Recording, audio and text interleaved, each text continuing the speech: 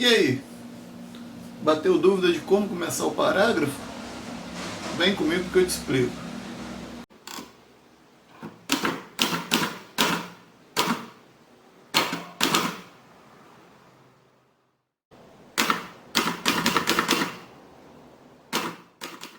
Vamos deixar claro que o parágrafo padrão, normalmente ele é aplicado quando nós estamos tratando de texto dissertativo argumentativo ou do texto dissertativo expositivo.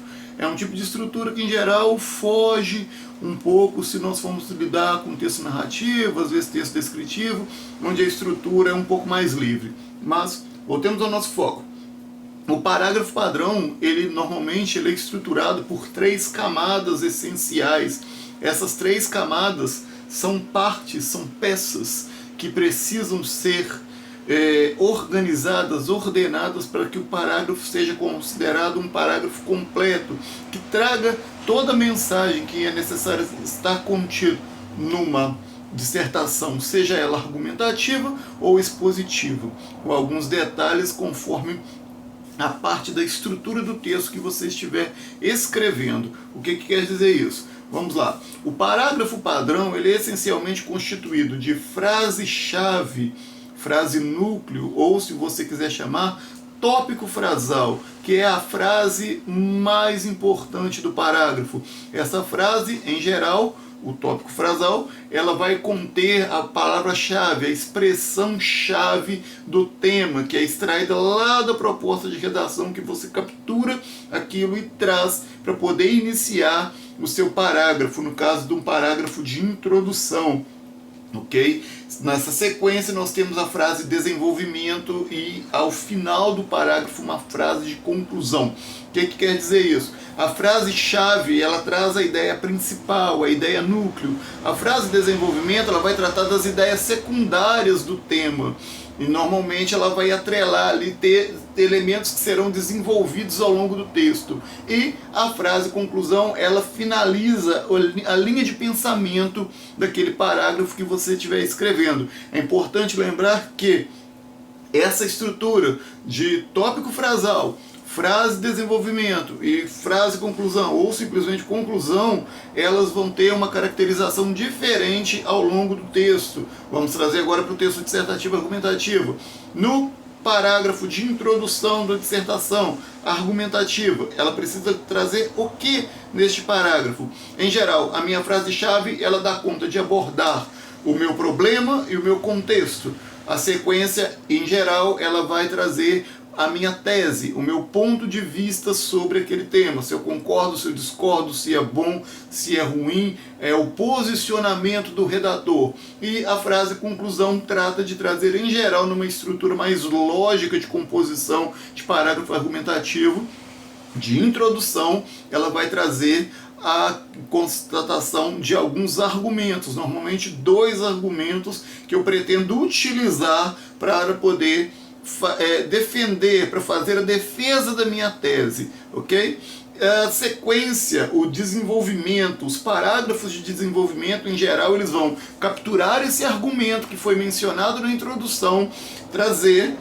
Nós chamamos isso de técnica de continuidade. A continuidade, eu capturo o argumento que foi mencionado na introdução, trago para o início do desenvolvimento, compõe a minha frase-chave, compõe meu tópico frasal. Em sequência, eu coloco a minha frase de desenvolvimento e depois a minha frase conclusão. Em geral, num parágrafo argumentativo de desenvolvimento, é bacana que você coloque o seguinte: o tópico frasal é o argumento, a frase de desenvolvimento, a justificativa e a frase conclusão, em geral, ela é seguida de algum exemplo ou pode ser uma inferência, uma conclusão, uma reflexão que eu consiga tirar ali dentro da lógica daquilo que eu joguei, que eu lancei mão antes no meu parágrafo.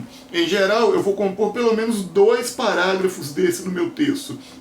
Segundo parágrafo e terceiro parágrafo do texto dissertativo argumentativo são compostos por essas 3 camadas aí: argumento, justificativa, exemplo, e às vezes uma quarta que pode ser a inferência, essa observação, essa conclusão, certo? Já o meu parágrafo de conclusão do meu texto dissertativo e argumentativo, ele vai ser uma retomada da tese, do tema, ele vai reafirmar aquilo ali, normalmente chamando a atenção para a necessidade de observação do tema, e ele vai logo trazer uma possibilidade de resolução daquele problema, ou possibilidades, plural. Legal, gente? Eu posso trazer possibilidades diferentes para o meu texto. Importante lembrar que nem sempre eu tenho muita chance de colocar possibilidades muito variada, mas em geral é o seguinte: como eu estruturo meu parágrafo de conclusão? Pensa o seguinte: o que pode ser feito, certo?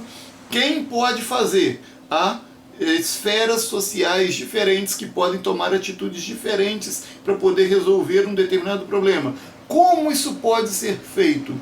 Certo? Falar, por exemplo, tomar consciência simplesmente não basta. Tomar consciência através de quê? Certo? Como isso pode ser feito? Como essa tomada de consciência pode acontecer, por exemplo, dependendo de um tema. Se for um tema social, vamos jogar essa situação. E, por fim, na minha conclusão, o que se espera alcançar com isso é a minha perspectiva, certo? Normalmente, a minha solução, a minha intervenção, ela vai dialogar com os argumentos, com aquilo que foi discutido, debatido anteriormente no texto. Esse diálogo com os argumentos abre margem para que eu consiga perceber qual é a camada social, a esfera social que pode agir. É o Estado? É a sociedade? É a família? É a escola? É a mídia? São as ONGs? Quais são as esferas sociais que podem atuar?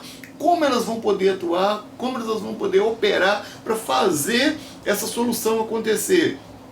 Outro dado importante: a solução precisa respeitar direitos humanos, e a solução apontada na minha dissertação, ela também não pode ser uma solução absurda. Eu tenho que propor uma solução de algo que possa realmente ser feito. É difícil pensar em algo inovador, mas às vezes o inovador é a mistura daquilo que já está ali, certo?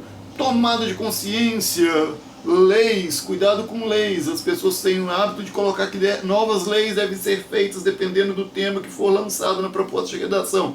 Às vezes, uma solução plausível seria simplesmente o cumprimento de leis que já existem, e não o endurecimento, o encrudecimento de leis, ou a extinção de algumas leis para que novas sejam feitas, para que seja mais rígido, para que a punição seja mais assim exorbitante e atinja e cause medo, cause pânico. Vamos tomar cuidado aí com sensos comuns nessas horas. Tá legal, gente?